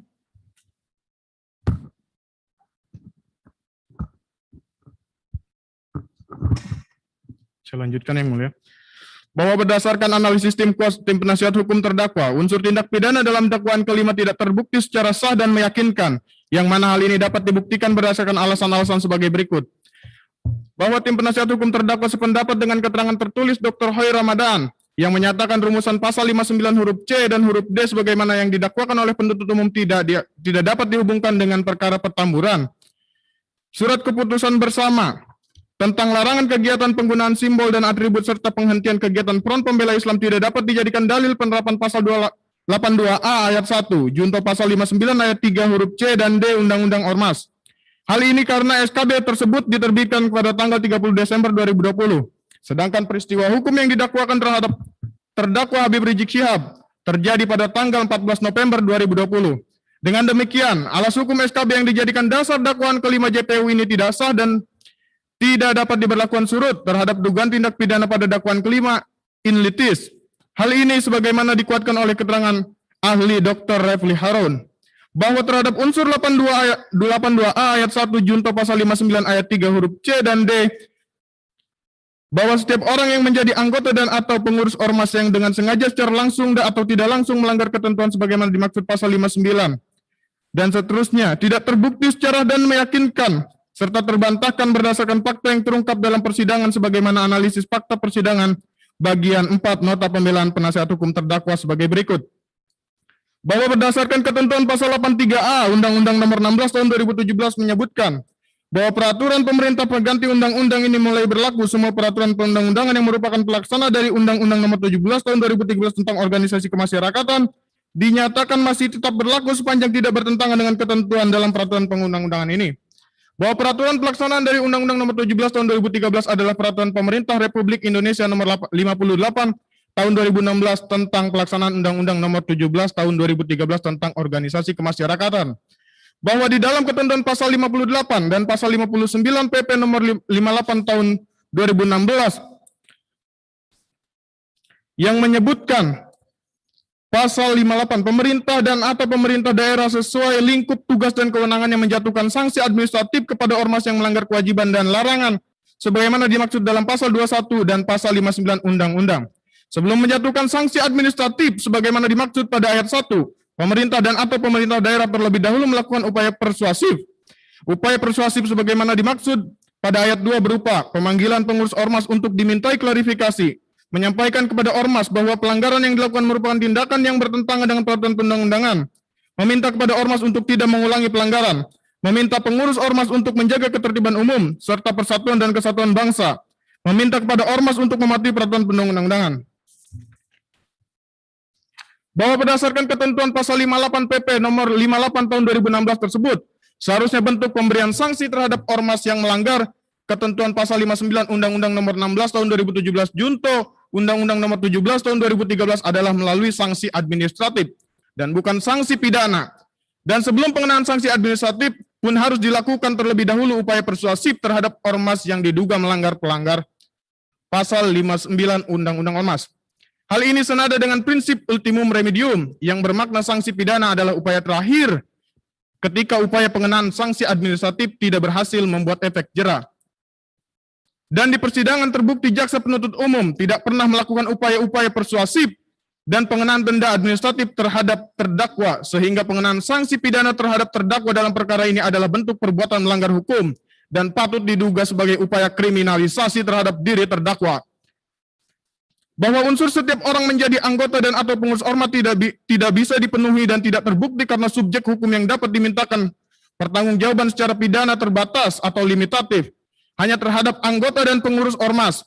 Bahwa dalam surat tuntutannya halaman 333, jaksa penuntut umum menyatakan bahwa terdakwa di dalam ormas FPI per tanggal 3 Mei 2015 berkedudukan sebagai imam besar. Sementara itu berdasarkan surat keputusan imam besar Dewan Pimpinan Front Pembela Islam nomor 009 SK-DPP garing IB garing strip DPP FPI garing 2 Romawi garing 1434 Hijriah tentang penetapan struktur organisasi pengurus OPI ditetapkan sebagai dan seterusnya. Bahwa berdasarkan fakta hukum tersebut di atas dihubungkan dengan ketentuan pasal 82A ayat 1 maka jelas dan terang bahwa terdakwa yang berkedudukan sebagai imam besar dan yang menerbitkan keputusan penetapan struktur pengurus bukanlah pengurus FPI maupun bukan anggota FPI. Pengurus adalah yang melakukan pengurusan ormas dan bertindak mewakili untuk dan atas nama ormas. Dan dengan demikian, setiap orang yang menjadi anggota dan atau pengurus ormas tidak terpenuhi dan tidak terbukti. Bahwa unsur dengan sengaja dan secara langsung dan tidak langsung melanggar ketentuan sebagaimana dimaksud dalam pasal 59 ayat 3 huruf C dan huruf D, mensyaratkan adanya kesengajaan dalam melakukan tindak pidana pasal 59 ayat 3 huruf C dan D, menurut penjelasan pasal 82 ayat 1. Yang dimaksud dengan sengaja adalah niat atau kesengajaan dalam bentuk apapun. Untuk itu, kesengajaan telah nyata dari adanya persiapan perbuatan sudah dapat dipidana. Dan ini sebagai perluasan adanya percobaan, pembantuan atau pemufakatan jahat yang dimaksud dengan secara langsung atau tidak langsung adalah pernyataan, pikiran, atau kegiatan ormas yang sejak pendaftaran untuk disahkan sebagai badan hukum atau bukan badan hukum telah memiliki niat jahat. Mens rea atau itikat baik yang tergantung di baik pernyataan tertulis pengakuan sebagai ormas yang berdasarkan Pancasila dan Undang-Undang Dasar 1945 yang dinyatakan dan tercantum di dalam Anggaran Dasar Ormas. Namun di dalam kegiatannya terkandung pikiran atau perbuatan yang bertentangan dengan Pancasila dan Undang-Undang Dasar. Bahwa yang dimaksud dengan niat jahat atau mens rea adalah penilaian terhadap sikap batin seseorang yang melakukan pelanggaran hukum, yaitu pelaku memiliki sikap batin yang jahat yang dilaksanakan dengan cara melanggar hukum pidana. Sikap batin yang jahat tersebut diwujudkan dalam bentuk perbuatan, maka perbuatan tersebut dilakukan secara sengaja untuk melakukan perbuatan pidana guna mencapai niat jahatnya. Berdasarkan fakta-fakta yang terungkap di persidangan, terbukti bahwa tidak. Berdasarkan fakta-fakta yang terungkap di persidangan, terbukti terdakwa tidak mempunyai niat jahat yang dapat dibuktikan sebagai berikut. 1. Tidak adanya perbuatan mencegah, menghalang-halangi atau menggagalkan petugas sebagaimana dikuatkan keterangan saksi Ferikson Tampu Bolon yang merupakan Kasat Intel Kapolres Metro Jakarta Pusat, Heru Nopianto, Kapolres Metro Jakarta Pusat, Dr. Bayu Megantara, PNS Pemprov DKI ex Wali Kota Jakarta Pusat, Rustian, dan selanjutnya. Adanya upaya penerapan protokol kesehatan dalam acara Maulid Nabi Muhammad dan pernikahan putri terdakwa di Petamburan sebagaimana dikuatkan dengan keterangan saksi Heru Nopianto, Rustian, dan seterusnya. Tidak adanya perbuatan menghalangi pelaksanaan penanggulangan wabah sebagaimana dikuatkan dengan keterangan saksi Heru Nopianto, Rustian, Kurnianto, saksi Jeki Mareno, Bayu Megantara, dan seterusnya. Dengan demikian, unsur-unsur pasal 82 ayat 1 junto pasal 59 ayat 3 huruf C dan D tidak terpenuhi dan tidak terbukti secara sah dan meyakinkan bahwa terhadap tuntutan jaksa penuntut umum yang meminta untuk mencabut hak terdakwa dalam memegang jabatan dalam organisasi adalah bentuk pelanggaran hak konstitusional sebagaimana yang dimaksud dalam pasal 28E ayat 3 Undang-Undang 1945. Setiap orang berhak atas kebebasan berserikat, berkumpul, dan mengeluarkan pendapat. Berdasarkan keahliannya, Dr. Repli Harun sebagai ahli berpendapat bila ada keinginan pemerintah untuk semua organisasi masyarakat yang ada di Indonesia itu terdaftar, akan tetapi Tentu yang berbadan hukum yang paling mudah terdaftar, akan tetapi banyak ormas-ormas yang tidak membutuhkan itu. Misalkan ormas yang tidak berbicara tentang idealisme, tapi hanya berbicara hobi saja. Karena itu, SKT itu bukan menentukan ormas itu legal atau tidak, sah atau tidak, bisa melakukan kegiatan atau tidak. SKT dibutuhkan seandainya dalam dua perspektif. Organisasi mau mencari keuntungan dari negara. Dua, perspektif dari negara memiliki administratif yang baik, seperti berkegiatan apa, masih aktif atau tidak, dan lain-lain. Akan tetapi hal tersebut tidak menunjukkan ketika suatu organisasi tidak terdaftar, mereka tidak boleh berkegiatan, karena ini merupakan bagian dari hak konstitusional. Setiap warga negara berhak atas kebebasan berserikat, berkumpul, dan mengeluarkan pendapat. Bahwa terhadap tuntutan jaksa penuntut umum yang meminta kepada majelis hakim yang meminta untuk melarang penggunaan atribut dan simbol FPI yang di dalam perkara ini tidaklah tepat dan menimbulkan kerancuan hukum.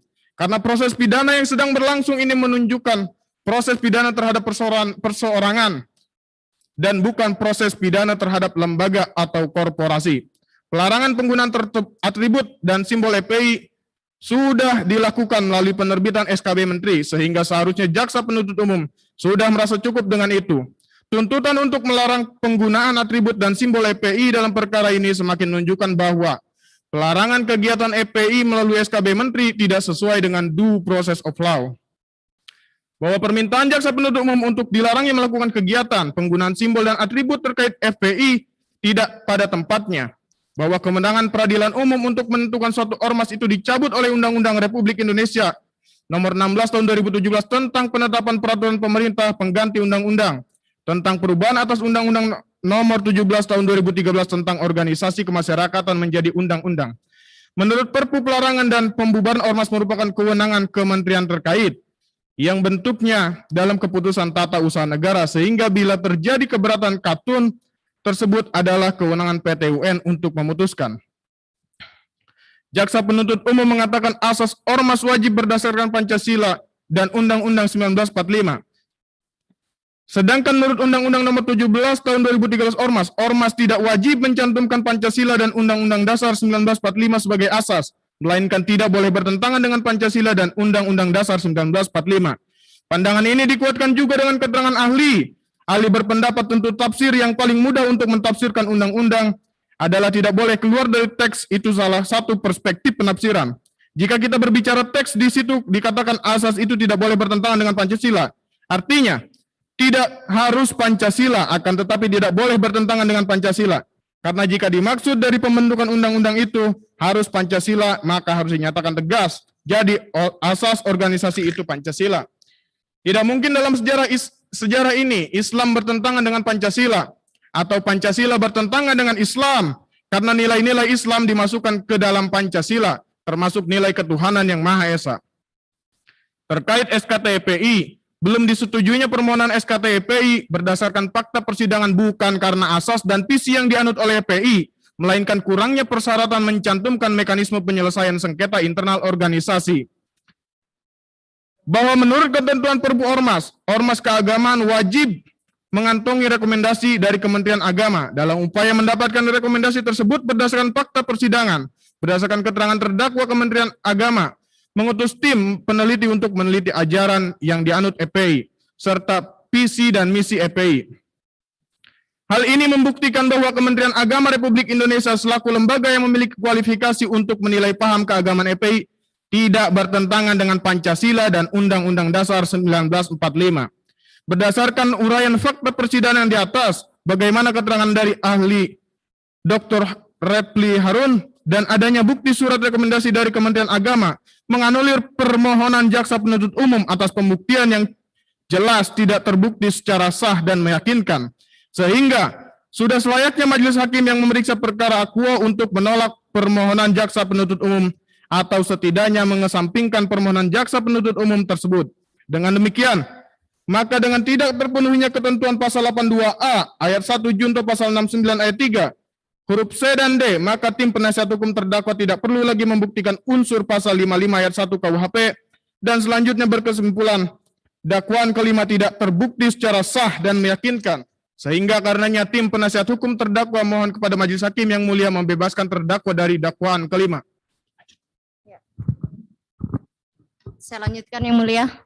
Dakwaan kedua, dakwaan ketiga, dakwaan keempat tidak terbukti secara sah dan meyakinkan bahwa mengutip pendapat dari Ramelan, mantan Jaksa Agung Tindak Pidana Khusus dalam buku yang berjudul Hukum Acara Pidana, Teori dan Implementasi pada halaman 162 disebutkan yaitu dengan memerhatikan ketentuan undang-undang mengenai syarat-syarat surat dakwaan maupun pengalaman praktek, dapat dikatakan bahwa surat dakwaan adalah suatu surat atau akta dalam bahasa Belanda disebut dan seterusnya yang memuat untaian perbuatan atau fakta yang terjadi, uraian mana akan menggambarkan atau menjelaskan unsur-unsur yuridis dari pasal-pasal tindak pidana yang dilanggar.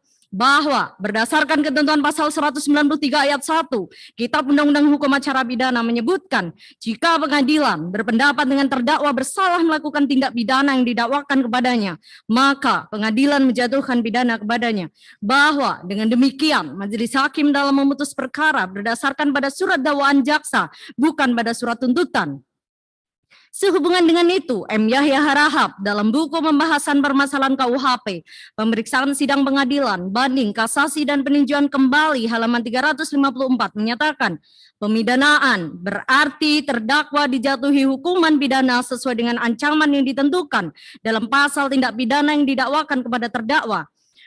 Berkaitan dakwaan ke-1 sampai dengan dakwaan ke-4 adalah dakwaan alternatif, maka dengan tidak terbukti dakwaan ke-1, maka di dalam nota pembelaan ini, tim penasihat hukum selanjutnya akan menguraikan pembuktian unsur-unsur dakwaan kedua, dakwaan ketiga, dan dakwaan ke-4 sebagai berikut. Dakwaan kedua dari surat dakwaan penuntut umum adalah mengenai perbuatan sebagaimana diatur dan diancam dalam pasal 216 ayat 1 KUHP, junto pasal 55 ayat 1 ke 1 KUHP. Dakwaan ketiga dari surat dakwaan penuntut umum adalah mengenai perbuatan sebagaimana diatur dan diancam dalam pasal 93 Undang-Undang Nomor 6 tahun 2018 tentang kekarantinaan kesehatan, junto pasal 55 ayat 1 ke 1 KUHP. Dakwaan keempat dari surat dakwaan penuntut umum adalah mengenai perbuatan sebagaimana diatur dan diancam dalam pasal 14 ayat 1 Undang-Undang Republik Indonesia Nomor 4 tahun 1984 tentang wabah penyakit menular, junto pasal 55 ayat 1 ke 1 KUHP. 1. Dakwaan kedua. Dakwaan kedua dari surat dakwaan penuntut umum adalah mengenai perbuatan sebagaimana diatur dan diancam dalam pasal 216 ayat 1 KUHP, junto pasal 55 ayat 1 ke 1 KUHP. Pasal 216 secara lengkap menyebutkan dan seterusnya. Unsur pasal 216 ayat 1 KUHP. 1. Barang siapa. 2. Dengan sengaja. 3. Tidak menuruti perintah atau permintaan yang dilakukan menurut undang-undang. 1. Oleh pejabat yang tugasnya mengawasi sesuatu, atau 2. Oleh pejabat berdasarkan tugasnya. Demikian pula yang diberi kuasa untuk mengusut atau memeriksa tindak pidana. 3. Demikian pula barang siapa dengan sengaja A. mencegah, B. menghalang-halangi, atau C. menggagalkan tindakan guna menjalankan ketentuan undang-undang yang dilakukan oleh salah seorang pejabat tersebut. Bahwa ketentuan pasal 216 KUHP ditujukan kepada A. orang yang telah sengaja tidak menuruti perintah atau permintaan yang dilakukan oleh 1. pejabat yang tugasnya melakukan pengawasan atau pengawas, dan 2. tugas melakukan penyelidikan dan penyidikan, dan B. orang yang dengan sengaja mencegah, menghalang-halangi atau menggagalkan tindakan guna menjalankan ketentuan undang-undang yang dilakukan oleh salah seorang pejabat penyidikan yang sudah menggunakan wewenangnya menurut undang-undang. Bahwa unsur-unsur pasal 216 ayat 1 KUHP, junto pasal 55 ayat 1 ke 1 KUHP tidak terpenuhi dan tidak terbukti secara sah dan meyakinkan. Hal ini dapat dibuktikan sebagai berikut. 1. Mengundang peringatan Maulid Nabi Muhammad SAW dan pernikahan bukan hasutan untuk melakukan kejahatan. Sebagaimana dikuatkan keterangan saksi Budi Cahyono, Kepala Kepolisian Sektor Tebet, Tamam, Cecep Sutisna, dan keterangan ahli Dr. Abdul Khair Ramadan, Dr. Dian Adriawan, Dr. Muhammad Lutfi Hakim, Dr. Franz Asisi datang. 1,1.2. Tidak terbukti adanya klaster baru penyebaran coronavirus akibat acara peringatan Maulid Nabi Muhammad SAW dan pernikahan putri terdakwa di Petamburan yang menyebabkan kedaruratan kesehatan masyarakat. Sebagaimana dikuatkan keterangan Saksi Heru Novianto, Indra Morianto, Muhammad Budi Hidayat, Widiasti, Dr. Muhammad Lutfi Hakim, Dr. Tonang Dwi Arianto sebagai ahli. 1.3. Tidak adanya perbuatan mencegah, menghalang-halangi atau menggagalkan petugas sebagaimana dikuatkan oleh keterangan saksi Ferikson, Heru, Dr. Bayu Megantara, Rustian, Sabdo, Arifin, Setianto, Yenal Arifin, Haris Ubaidillah, Maman, dan ahli Dr. Abdul Khair Ramadan, Dr. Dian Adriawan, Dr. Muhammad Lutfi Hakim, dan Dr. Fans Asisi datang. 1.4. Adanya upaya penerapan protokol kesehatan dalam acara Maulid Nabi Muhammad Sallallahu Alaihi Wasallam dan pernikahan putri terdakwa di Petamburan sebagaimana dikuatkan keterangan saksi Heru, Rostian, Sabdo, Bayu, Jeki, Stianto, Ali Alhamid, Zainal Arifin, Haris Ubaidillah, Ali Alwi, Idrus Al-Habsi, Maman Suryadi, dan keterangan ahli Dr. Tonang Dwi Ardianto. Berikut kemudian kita tambahkan bukti-bukti dan seterusnya. 1.4. Tidak adanya perbuatan menghalangi pelaksanaan penanggulangan wabah. Sebagaimana dikuatkan keterangan saksi Heru, Rostian, Sabdo, saksi Jeki Mareno, Dr. Bayu Megantara, saksi Setianto, Ali Alhamid, Zainal Arifin, Haris Ubaidillah, Ali Alwi, Idrus Al-Habsi, Maman Suryadi, dan keterangan terdakwa dan juga surat berupa dan seterusnya. Tidak adanya larangan kegiatan suatu ormas dengan menggunakan logo, atribut, simbol, dan identitasnya meskipun ormas tersebut tidak terdaftar. Sebagaimana dikuatkan keterangan saksi Abda Ali dan keterangan ahli Dr. Refli Harun. 1.7. Terdakwa dan DPP FPI telah memenuhi sanksi denda sehingga tidak perlu lagi mendapatkan sanksi pidana. Sebagaimana dikuatkan keterangan saksi Dr. Bayu Megantara, Dr. Andes Arifin, Ali, dan ahli Dr. Abdul Khair Ramadan, ahli Dr. Refli Harun. 1.4. Surat dari pemerintah provinsi di Jakarta, Satuan Pamong Praja selaku Satgas COVID-19 dengan nomor dan seterusnya, perihal pemberian sanksi denda administratif yang ditujukan kepada 1. Habib Muhammad Rizik Syihab selaku penyelenggara pernikahan. 2. Front Pembela Islam selaku panitia penyelenggara Maulid Nabi Muhammad Sallallahu Alaihi Wasallam. 1.9. Surat pemerintah provinsi daerah khusus Ibu Kota Jakarta, Badan Pengelolaan Keuangan Daerah, nota penerimaan denda. Surat edaran bersifat internal tidak mengikat secara umum dan tidak bisa dijadikan sebagai dasar pemidanaan, sebagaimana dikuatkan oleh Dr. Refli Harun. 1.11. Pelanggaran terhadap protokol kesehatan bukan kejahatan, sebagaimana dikuatkan oleh keterangan Dr. Refli Harun. 1.12. Bahwa dengan demikian maka terdakwa tidak terbukti dengan sengaja tidak menuruti perintah atau permintaan yang dilakukan menurut undang-undang oleh pejabat yang tugasnya mengawasi sesuatu atau yang tugasnya maupun diberi kuasa untuk mengusut atau memeriksa perbuatan pidana. Demikian pula barang siapa dengan sengaja mencegah, menghalang-halangi atau menggagalkan tindakan guna menjalankan ketentuan undang-undang yang dilakukan oleh salah satu pejabat tersebut sehingga selanjutnya, mohon dakwaan kedua dinyatakan tidak terpenuhi dan tidak terbukti secara sah dan meyakinkan, dan selanjutnya membebaskan terdakwa dari dakwaan kedua. Dakwaan ketiga, bahwa di dalam dakwaan ketiga jaksa penuntut memasukkan ketentuan pasal 93 Undang-Undang 6 tahun 2018 tentang kekarantinaan kesehatan yang menyebutkan 1. Setiap orang. 2. Tidak mematuhi penyelenggaraan kekarantinaan kesehatan sebagaimana dimaksud dalam pasal 9 ayat 1 dan atau menghalang-halangi dan seterusnya. Bahwa unsur-unsur pasal 93 di atas telah diuraikan dalam pembuktian dakwaan ke-1 dan telah dinyatakan tidak terpenuhi dan tidak terbukti. Untuk itu, uraian pasal 93 dakwaan ke-1 tidak akan diuraikan kembali dalam dakwaan ketiga ini, melainkan uraian tersebut diambil alih secara mutatis mutandis dalam dakwaan ketiga ini. Dan oleh karena salah satu unsur dalam dakwaan ini tidak terbukti, maka kami tidak perlu lagi membuktikan unsur-unsur pasal 55 ayat 1 ke 1 KUHP. Dengan demikian, unsur-unsur dakwaan ketiga tidak terpenuhi dan tidak terbukti secara sah dan meyakinkan, sehingga karenanya tim penasihat hukum terdakwa mohon kepada majelis hakim yang mulia membebaskan terdakwa dari dakwaan ketiga. Dakwaan keempat.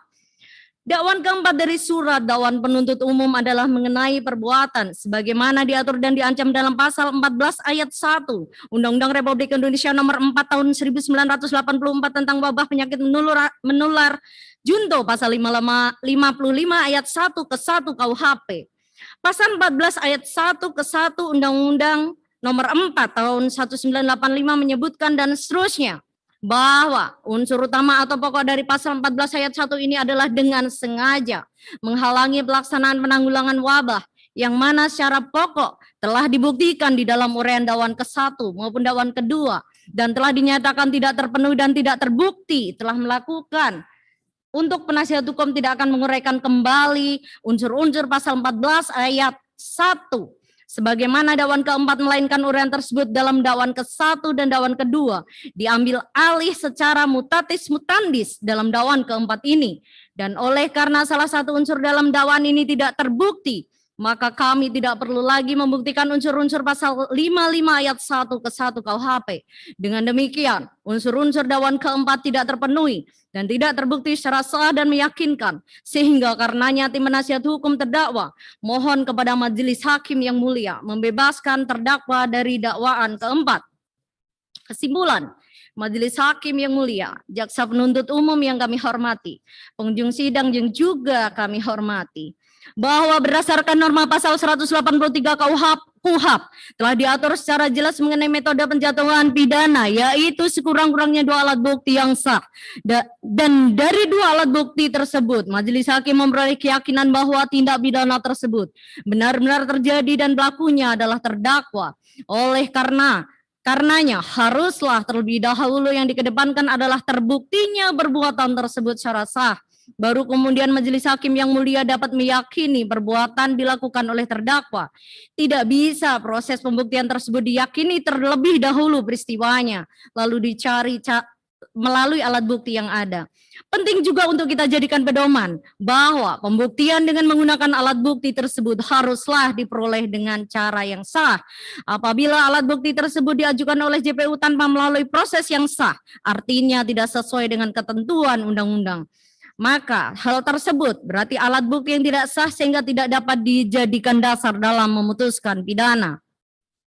Dari penjelasan kami pada bab terdahulu telah terang dan jelas bahwa baik dari alat bukti keterangan saksi, alat bukti keterangan ahli, alat bukti surat, petunjuk maupun keterangan terdakwa, tidak ada satupun alat bukti tersebut yang membuktikan bahwa telah terjadi tindak pidana penghasutan dalam perkara akul.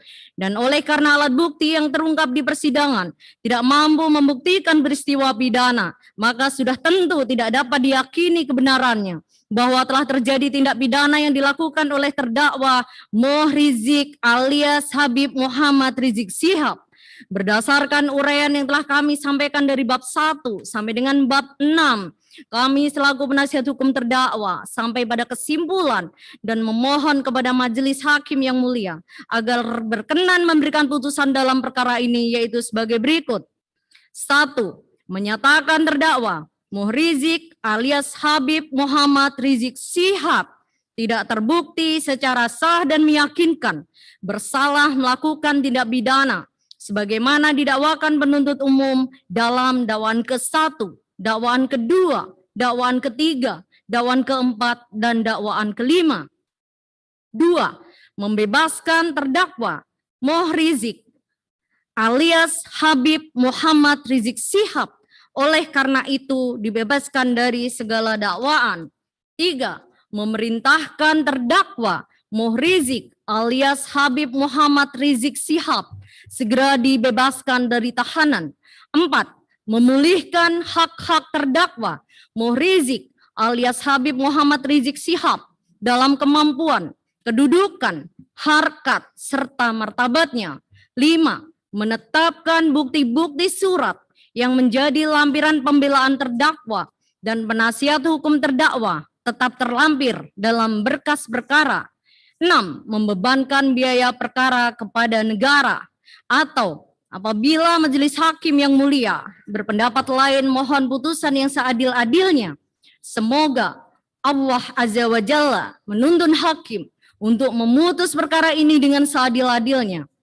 Jakarta, 20 Mei 2021, hormat kami, tim advokasi Habib Rizik Syihab, Dr. Sulistyowati SHMH, Sugito Atmo Prawiro SHMH, Ahmad Mihdan SH, Aziz Yanuar SHMH, MM, Ahmad Khalid SH, An-Nur Kumar SH, Ali Alatas SH, Sumadi Atmaja SH, Heri Arianto SHMH, Dede Agung Wardana SH, Soraya SH, Kamil Pasa SH, Oman Semantri SH, Ahmad Ardiansyah SH, Hujatul Baihaqi SH, Dwi Heriadi SH. Demikian yang mulia kami bacakan dari pledoi 221. Terima kasih. Majelis Hakim yang mulia, masih ada kesimpulan yang akan dibacakan, hanya untuk kesimpulan saja untuk 5 terdakwa, karena berbeda dengan kesimpulan yang Habib Muhammad Rizik Syihab. silakan. Yang pertama, yang kedua, mohon izin sekali lagi bahwa dari keluarga terdakwa ada yang mengantar makanan untuk bisa masuk kembali, karena untuk makan nanti malam. Mohon dibantu dengan Humas PN Jakarta Kita Timur. selesaikan dulu menjawabnya ya. Pembelaan baru replik, kita selesaikan dulu ya. Bentar. Izin Majelis Hakim membacakan kesimpulan kasus yang 5. Ya. Ya. Untuk 222 ya. Dua-dua. Ya. Baik. Bismillahirrahmanirrahim. Bab 6 kesimpulan. Majelis Hakim yang mulia, jaksa penuntut hukum yang kami hormati, pengunjung sidang yang kami hormati, bahwa berdasarkan norma pasal 183 KUHP telah diatur secara jelas mengenai metode penjatuhan pidana, yaitu sekurang-kurangnya 2 alat bukti yang sah, dan dari 2 alat bukti tersebut majelis hakim memperoleh keyakinan bahwa tindak pidana tersebut benar-benar terjadi dan pelakunya adalah para terdakwa. Oleh karenanya haruslah terlebih dahulu yang dikedepankan adalah terbuktinya perbuatan tersebut secara sah. Baru kemudian majelis hakim yang mulia dapat meyakini perbuatan tersebut dilakukan oleh terdakwa. Tidak bisa proses pembuktian tersebut diyakini terlebih dahulu peristiwanya, lalu dicari-cari melalui alat bukti yang ada. Penting juga untuk kita jadikan pedoman bahwa pembuktian dengan menggunakan alat bukti haruslah diperoleh secara sah. Apabila alat bukti tersebut diajukan oleh JPU tanpa melalui proses yang sah, artinya tidak sesuai dengan ketentuan undang-undang, maka hal tersebut berarti alat bukti yang tidak sah sehingga tidak dapat dijadikan dasar dalam memutuskan pidana.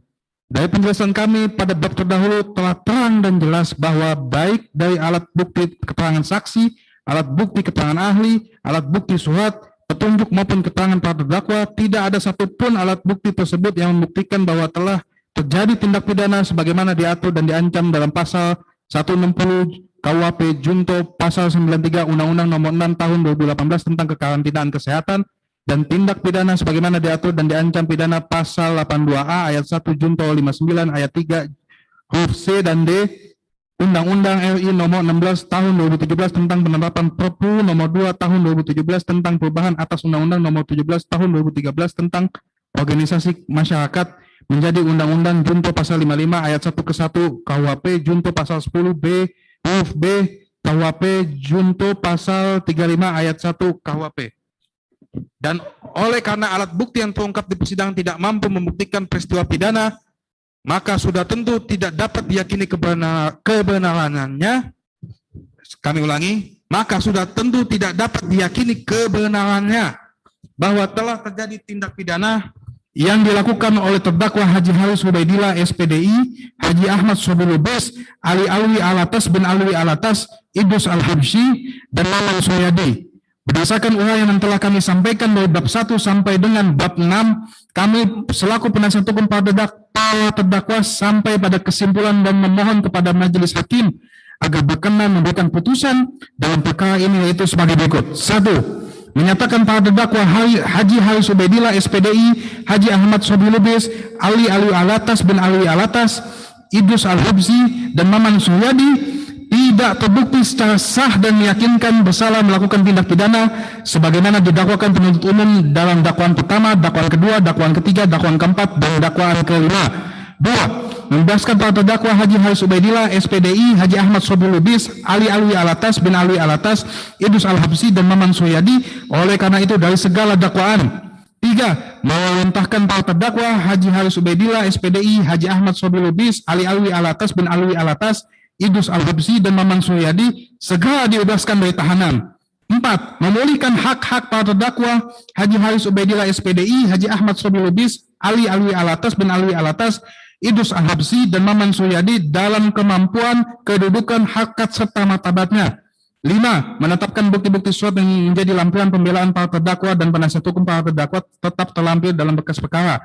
6. Membebankan biaya perkara kepada negara. Atau bila mana majelis hakim yang mulia berpendapat lain, mohon putusan yang seadil-adilnya menurut hukum ex aequo ad bro. Semoga Allah Azza wa Jalla menuntun hakim dalam memutuskan perkara ini dengan seadil-adilnya. Wassalamualaikum warahmatullahi wabarakatuh. Jakarta 25 Mei 2021. Hormat kami, tim advokasi ulama dan aktivis Islam dalam kurung taktis Dr. Sulistiowati SHMH, Sugito Atmo Prawiro SHMH, Ahmad Mihdan SH, Aziz Yanwar SHMH, Ahmad Khalid SH, Anno Kumar SH, Ali Alatas SH, Sumadi Atmaja SH, Heri Arianto SHMH, Dede Agung Wardana SH, Oman Sumantri SH, Ahmad Ardiansa BSH, Dwi Haryadi SH, Hujatul Baihaqi SH, Dede Yulianto SH, Soeya SHMH. Demikian. Baik, cukup ya.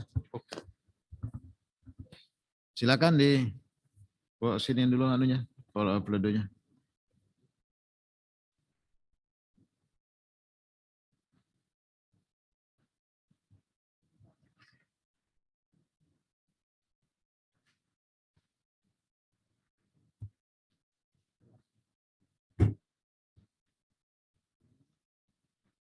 Ya, asli. Ya.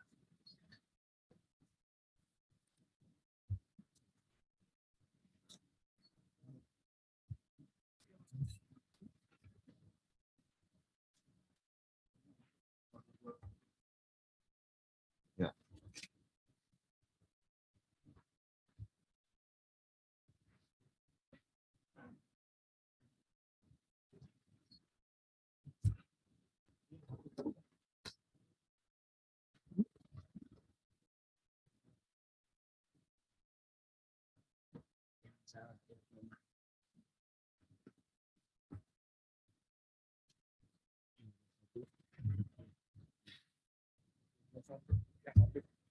Dua.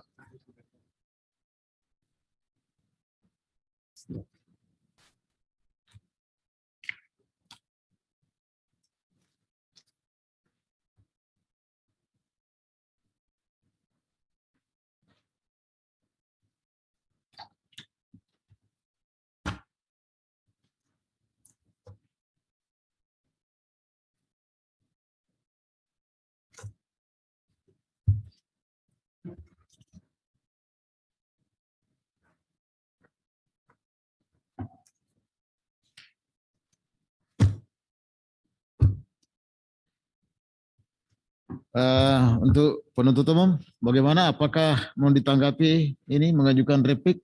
Majelis Hakim yang terhormat, kami akan menanggapi secara tertulis dalam replik kami. Jadi kami dikasih skor waktu setengah jam untuk mempersiapkan. Kalian mungkin Replik. Isoma karena sini sudah terlihat terdakwa sudah mulai ngantuk-ngantuk. Jadi setengah jam Majelis Hakim dan tepat nanti kurang lebih jam 11 paling kami membacakan kurang lebih 10 sampai 15 menit. Terima kasih Majelis Hakim. Jadi menyusun secara tertulis ya. Di skor setengah jam. Baik ya. Majelis Hakim yang mulia, mohon izin kalau bisa tetap dilanjutkan kalau memang sudah siap. Tapi kalau misalnya belum siap, mohon izin untuk skorsing maksimal Ya. 4 jam. Ya kan sudah siap, cuma ada pembetulan itu. Biasanya ada tambahan ya. Majelis Hakim yang mulia, mohon izin yang untuk makanan supaya bisa untuk masuk ke dalam. Terima kasih. Ya. Sekarang makanannya di mana? Belum masuk. Ya. Tolong ya aparat keamanan ada di situ kan. Di anu lah, dikasih terdakwa biar dia anu nih, sarapan. Ya. Oh ayo. Oh, diambilkan makanannya nih. Kan melalui pemeriksaan dulu, sudah diperiksa sudah masuk gitu. Ya. Jadi sidang diskor 20 menit ya. Ya, 20